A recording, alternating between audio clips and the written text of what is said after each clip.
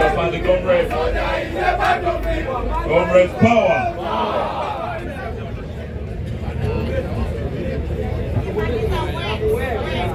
Asante sana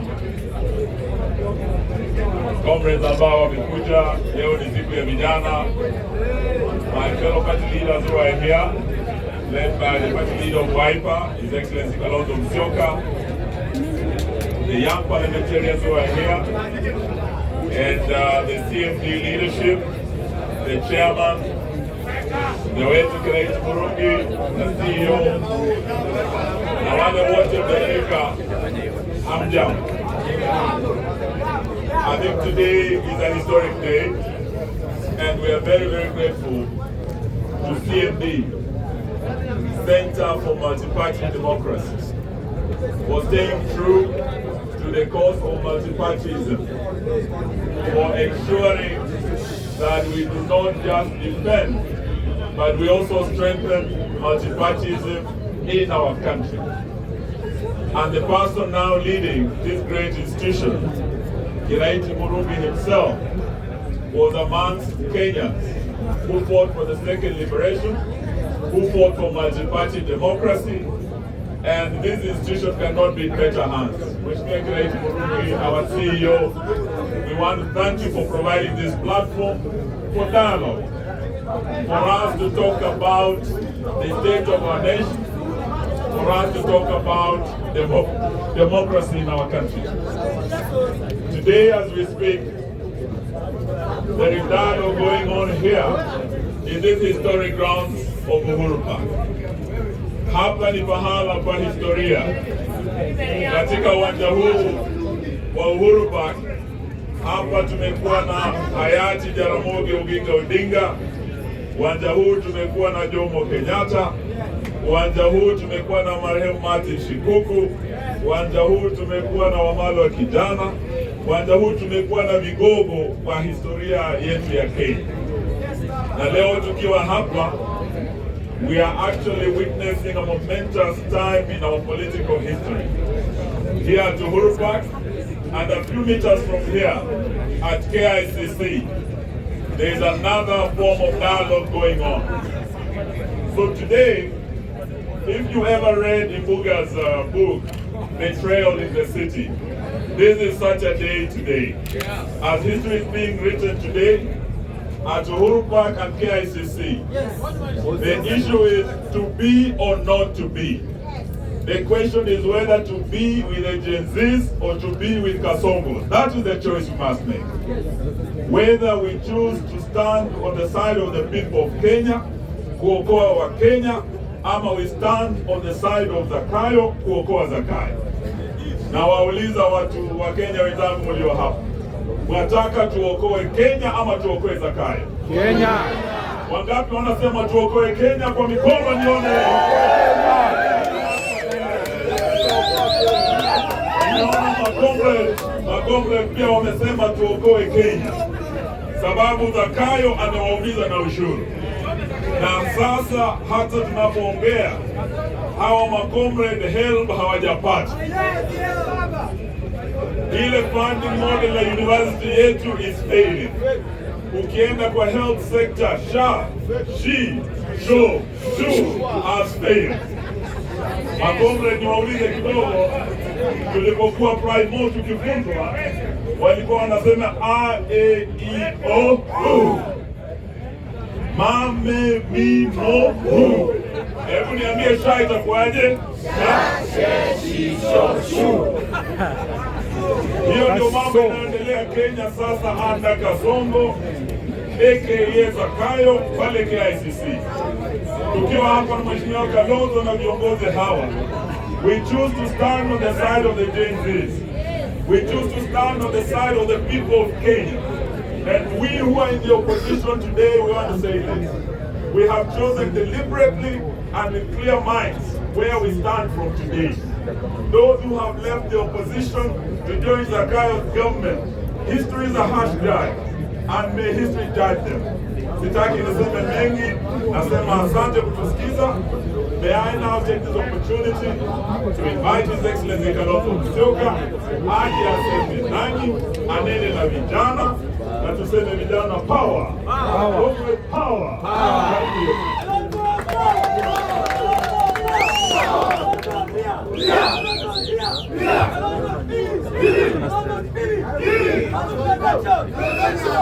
Thank you. Thank you. Comrade wisdom.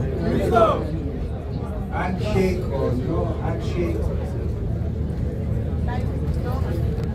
Handshake or no handshake? No handshake. Musyoka will go. Yes. Mangapa na mimi. CMD hoye. Hoye. CMD hoye. Hoye. Vijana hoye. Hoye. Our visitors from abroad, karibuni sana Kenya. I want to be very brief. I've been with CMD because it's the right thing to do.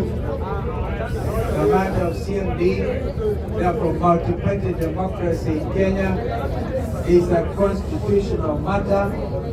Nobody can interfere with the basic freedoms that are guaranteed under our constitution. And the one important thing is integrity of our multi-party democracy. And that is what CMD stands for.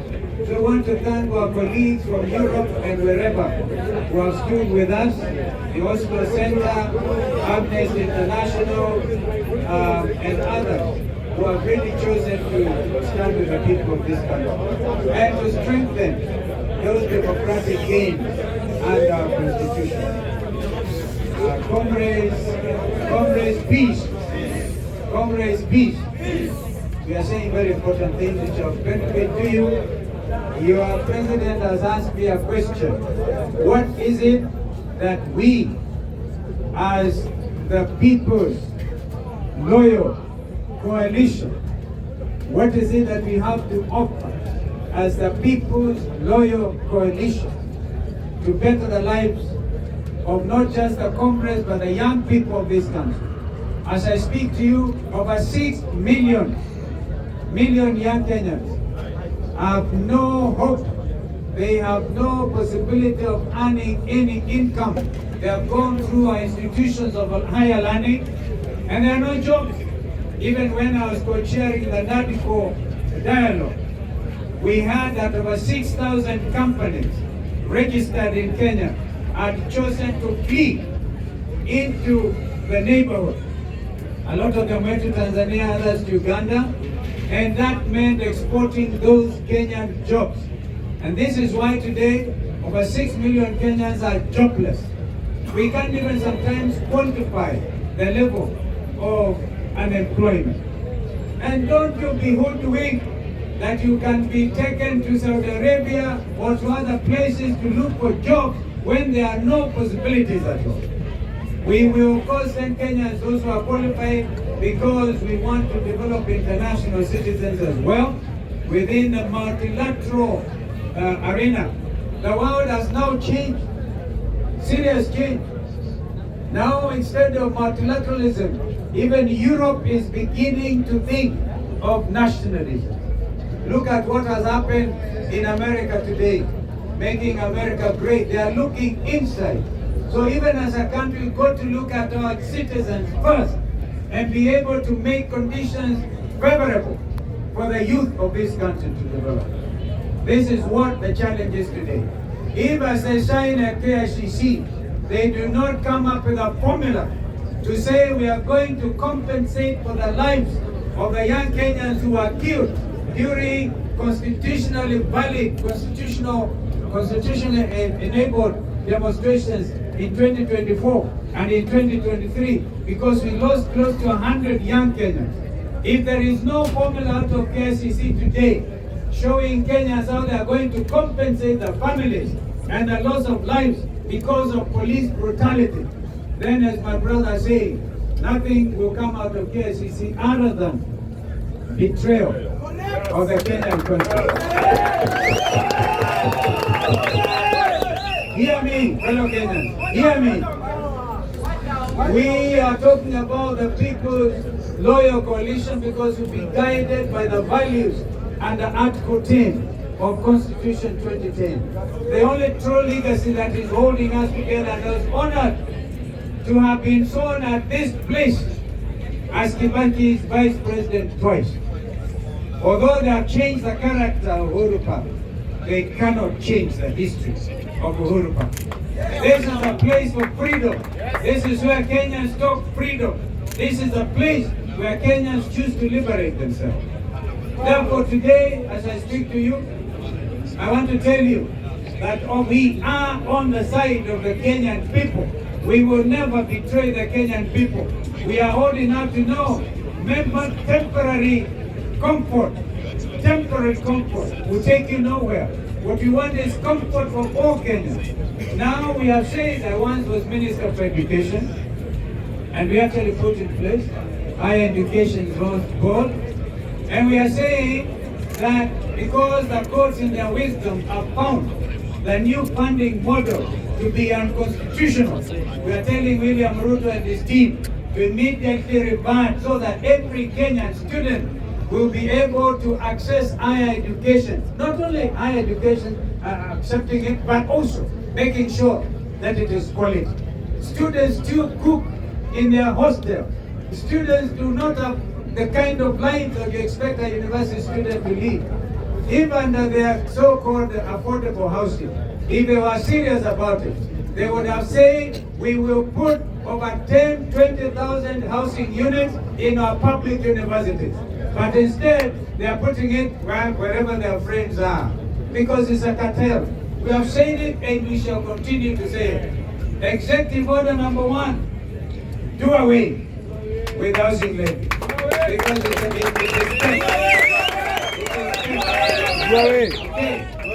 executive order number 1, if we get rid of corruption in our country, I want you to know the kind of people, the stealing of our pump, and I'm happy to see one angel against corruption. I'll tell you, we have to be systematic, we have to be decisive.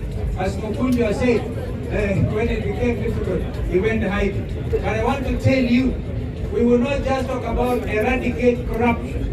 We are going to have to do something proactive.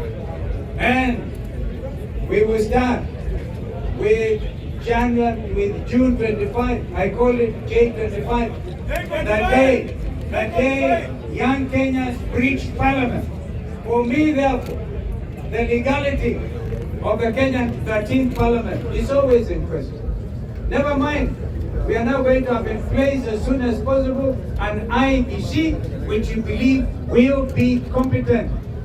We want to challenge the panel as they look at who is going to be the next chair of IBC, who is going to be the commissioner for IBC. They must come up with men and women of integrity. We are tired of people who end up being chairman and then when they die in infamy. Therefore, this is the time. This country cannot afford another stealing during a general election. It will not happen. This is why today I'm dressed like a general. I will go out. I will go out to make sure nobody will steal. Wangapa wanaungana na sisi kuokoa Kenya. We are saying round hii is not going to be election as usual. Round hii ni wa Kenya kujikomboa. Wangapi wako tayari kujikomboa leo? So, you'll be hearing from us. We have business to do. We are not going to be very, very easy. They probably thought that only certain people can lead demonstrations. They also thought that only certain people can lead the opposition. We wanted to know the opposition from today against Kenya Kwanza administration and their stealing laws will face serious opposition from the people. And the people themselves are going to have to lead in this conference. Kwa hivyo, vijana mjikakamue. We are saying, and hear me again, if out of what they are signing here as you see today, they don't come as a formula on how to repress the injustice visited on Kenya on the 25th of June and before in 2023, Remember Rex Masai and his colleagues. Blood is crying out, saying to you, William Ruto, we are crying out. We will not have Kenyans dying because of standing for their own democratic rights. Kwa hivyo, wangapi anasema Kasongo aende? Alikubali mwenyewe, kisema alikubali. Alikubali jina, hayo ni sawa.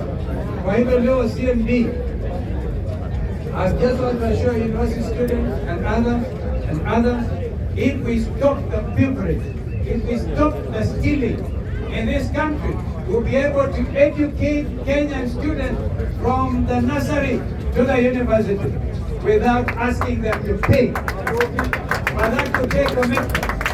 But because today, even as I was coming here, one mama ananiambia, saidia mtoto wangu amchukuliwa kwenda KMTC and she needs about 300,000 shillings and I'm now going to have to talk to the member of parliament or something, all right? This is the right to quality education is the right of every Kenyan born citizen. You cannot charge a Kenyan newborn atakipata ID ni lazima alipe 1,000 shillings. Shame on you. Shame on you. It is the right of every young Kenyan to get an ID free of charge. Wangapi wanakubaliana na hiyo? So we will fight.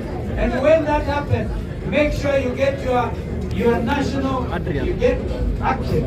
Be sure to get your voters card. I'm talking about voters card. I think comrades wamepatwa na njaa kidogo. Comrades wisdom. Comrades wisdom.